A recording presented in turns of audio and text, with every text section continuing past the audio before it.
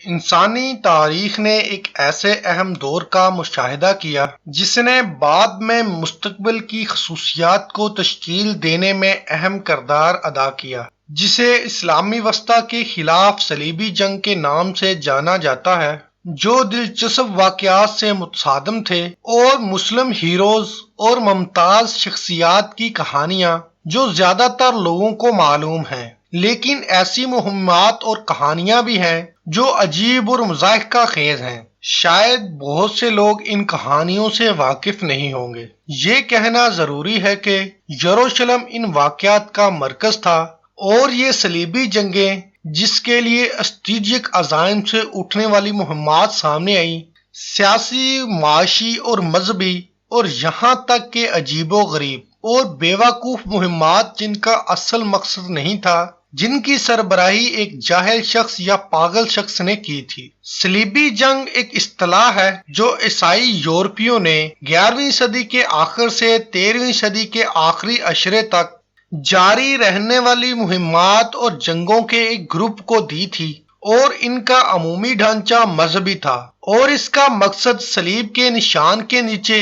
یروشلم جیسی مقدس سرزمین پر قابو پانا تھا۔ یہ معلوم ہے کہ عرب مشرق کے ممالک کے خلاف پہلی منظم صلیبی جنگ 1096 میں پوپ اربن دوم کی دعوت پر یورپی جنگجوؤں اور شہزادوں کی سربراہی میں ہوئی تھی، اور یورپی شہزادوں نے فوجی سامان، اسلحہ اور کھانے پینے کی سامان کی فراہمی کی تھی، اور وہ اپنے بیشتر اہداف کو حاصل کرنے میں کامیاب رہے، اور وہ یروشلم پر قبضہ کرنے اور یروشلم پر صلیبی بادشاہت قائم کرنے میں کامیاب ہو گئے۔ لیکن عجیب بات یہ ہے کہ یہاں ایک بے ترتیب مہم چلائی گئی تھی جو مہینوں پہلے اس پہلی مہم سے پہلے تھی، اور اسے صلیبی جنگ کا مرکز سمجھا جاتا تھا، جسے پیٹر ہرمٹ نامی ایک دلچسپ شخص کی سربراہی میں غریب صلیبی جنگ کے نام سے جانا جاتا ہے۔ اور یہاں سے اپنی نوعیت کی یہ عجیب و غریب کہانی شروع ہوتی ہے۔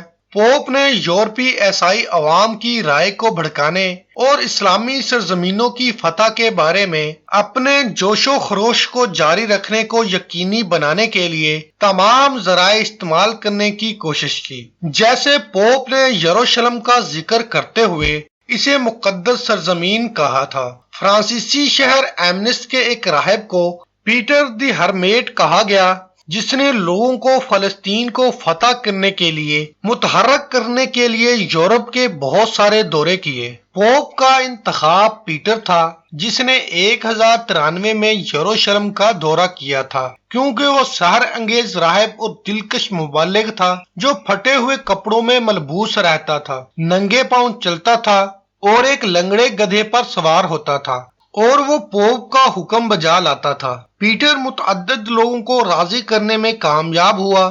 جو یہ سمجھتے تھے کہ انہیں یورپ سے دور فلسطین میں ایک مہذب زندگی گزارنے کا موقع ملا ہے۔ تاریخ دانوں کا کہنا ہے کہ وہ ہزاروں افراد پر اثر انداز ہونے کے قابل تھا، اور کچھ ہی مہینوں میں وہ خواتین اور بچوں کے علاوہ 15,000 مرد اپنے ساتھ شامل کرنے میں کامیاب ہو گیا، جن میں سے بیشتر غریب، مجرم، چند جنگجو اور چھوٹے چھوٹے زمیندار شامل تھے۔ پیٹر کے ذریعے تشکیل پائے جانے والے اس گروپ کو ریفش کمپین یا کامنز کی مہم کے نام سے جانا جاتا تھا۔ اس کی وجہ یہ تھی کہ ان میں فوج یا حتیٰ کہ ملیشیا کا کردار نہیں تھا، بلکہ غریب اور عام لوگوں کا ایک بہت بڑا گروہ تھا۔ پیٹر نے اپنی مہم جاری رکھی یہاں تک کہ اس کہانی میں ایک مرکزی شخص سامنے آیا جس کا نام والٹر ایویر تھا، جسے دیوالیہ کے نام سے موسوم کیا گیا تھا،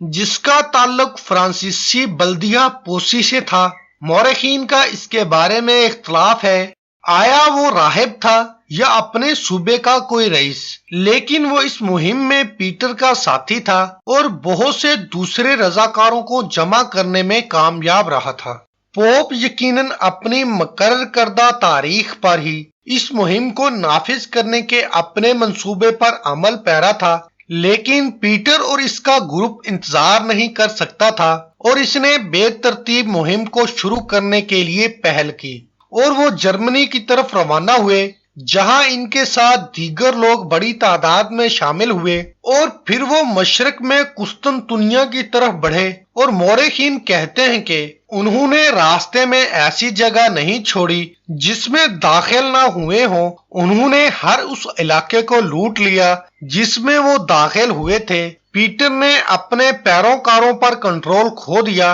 اور اس نے قسطنطنیہ میں بازنطینی شہنشاہ الیکسیس کامنیسس سے مدد کی درخواست کی، جس نے ان کے لیے ایشیا مائنز میں داخل ہونے کو آسان بنانے کا فیصلہ کیا، اور وہاں ان کی جھڑپ سلجوق مسلمانوں کے ساتھ ہوئی جنہوں نے غریبوں کی فوج کا بیشتر حصہ ختم کر دیا، اور ان کا قائد والٹر دیوالیہ مارا گیا اور پیٹر زخمی ہو گیا۔ لیکن مہم چلانے میں ناکام ہونے کے بعد وہ فرار ہونے میں اور اپنی جان بچانے میں کامیاب ہو گیا۔ تاریخ بتاتی ہے کہ پیٹر خود پوپ سے فرار ہو گیا تھا، لیکن منظم صلیبی جنگ میں حصہ لینے کے لیے اسے گرفتار کر لیا گیا تھا، پھر اسے معافی دے دی گئی تھی کیونکہ وہ ایک باشعور ترجمان تھا۔ وہ عیسائیوں کے قبضے کے بعد 1099 میں یروشلم پہنچا اور پہاڑ زیتون پر خطبہ دیا، پھر فرانس واپس آیا اور اگسٹائن خانقاہ کے نام سے ایک خانقاہ قائم کی۔ کیا آپ کو لگتا ہے کہ یہ واقعہ ابھی تک سب سے زیادہ دلچسپ تھا؟ اب آئیے اس چھوٹے سے لڑکے کے بارے میں جانتے ہیں جس نے ایک اور صلیبی جنگ کی رہنمائی کی، جسے بچوں کی صلیبی مہم کے نام سے جانا جاتا ہے۔ پیٹر کی اس عجیب و غریب مہم کے 112 سال کے بعد ایک اور عجیب و غریب مہم سامنے آئی جسے چلڈرن صلیبی جنگ کے نام سے جانا جاتا ہے۔ ایک حقیقی بچے کی سربراہی میں وہ اپنے بچوں کے پیروکاروں کے ساتھ یروشلم کے خلاف مہم چلانے، اس کو فتح کرنے اور اس کے مسلمان باشندوں کو عیسائیوں میں تبدیل کرنے کے لیے بھی نکلا تھا۔ 1204 میں چوتھی صلیبی جنگ کی ناکامی کے بعد اس دور میں یورپ مایوسی کی کیفیت اور مایوسی کے ماحول سے بھرا ہوا تھا۔ کچھ مورخین نے بچوں کی مہموں کو ایک ایسی تحریک کے طور پر بیان کیا ہے جو اس جذباتی مذہبی جذبے کے اظہار کے طور پر سامنے آئی تھی جو اس وقت یورپیوں کے ذہنوں میں تھی۔ یہ پوپ اور یورپ کے حکمرانوں کے خلاف یروشلم شہر پر قبضہ کرنے میں ناکامی پر بھی ایک مقبول رد عمل تھا، کیونکہ یروشلم کو صلاح الدین ایوبی نے عیسائیوں سے آزاد کروا لیا تھا۔ یہ کہانی 1212 میں شروع ہوئی جب چلو سے تعلق رکھنے والا ایک 12 سالہ فرانسیسی بچہ جس کا نام اسٹیفن تھا اور اسے چرواہا کے نام سے موسوم کیا گیا کیونکہ وہ ایک چرواہا تھا، وہ ایک خط کے ساتھ فرانسیسی بادشاہ فلپ دوئم کے دربار میں حاضر ہوا۔ اس نے یہ کہا کہ مسیح شخصی طور پر ان کے سامنے خدائی نظریہ کے ساتھ ظاہر ہوا تھا اور اس نے اسے ان معصوم بچوں کی مہم چلانے کے لیے منتخب کیا تھا جو ان کی قیادت کی ناکامی کے بعد یروشلم کو دوبارہ حاصل کرے گی۔ یقیناً بادشاہ نے اسے سنجیدگی سے نہیں لیا، اس نے اسے اپنی بھیڑوں کو پالنے کے لیے واپس جانے کو کہا۔ تاہم اسٹیفن پیٹر کی کہانی سے متاثر ہوا تھا اور مسیح کے نام پر پکارنے اور باہر جانے کے اپنے اسرار میں اس کی پیروی کرنے کی کوشش کرتا تھا، بحر عبور کرنا یہ وعدہ کرتے ہوئے کہ ان کے لیے سمندر تقسیم ہو جائے گا جیسے خدا کے نبی موسیٰ کے لیے تقسیم ہوا تھا، اور ان کی دعا قبول ہوگی۔ تاریخی ذرائع نے اس بچے کی پیروی کرنے والے پیروکاروں کی تعداد کا اندازہ لگانے میں اختلاف کیا جو 10 سے 30 ہزار کے درمیان تھے۔ ان میں سے بیشتر بچے اور جوان پجاری تھے جو یروشلم کو مسلمانوں کے ہاتھوں سے آزاد کروانے کے لیے مقدس سفر پر نکلے تھے۔ ان کا جلوس مارسیلیس کی طرف روانہ ہوا جو بحیرہ روم کی تقسیم اور اس پار کے معجزے کا منتظر تھا جو کبھی نہیں ہوا۔ ان بچوں کو ایک ایسی نامعلوم قسمت کا سامنا کرنا پڑا جو آج تک معلوم نہیں ہو سکی۔ مورخین نے ان بچوں کے ساتھ جو کچھ ہوا اور اس کی بہت سی کہانیوں کا مقابلہ کیا ہے۔ ایسی روایت بھی ہیں جو کہتی ہیں کہ ان میں سے ایک بڑی تعداد فرانسیسی شہر مارسیلی میں خوراک کی کمی اور بدلتے ماحول کی وجہ سے فوت ہو گئی۔ فرانسیسی شہر مارسیلی کی بدلتی ہوئی صورتحال اور روایت کے مطابق مارسیلی کے بڑے تاجروں نے بچوں کو اپنے جہازوں کے ذریعے یروشلم شہر لے جانے میں مدد کی پیشکش کی اور پھر ان کی مکمل طور پر کوئی خبر نہیں۔ ایک اور روایت میں یہ کہا گیا کہ کچھ بچے ڈوبنے سے مر گئے اور ان میں سے جو باقی رہے ان کو تاجروں نے شمالی افریقہ کے غلام بازاروں میں غلاموں کی حیثیت سے فروخت کیا تھا، اور ان کی نامعلوم تقدیر کے بارے میں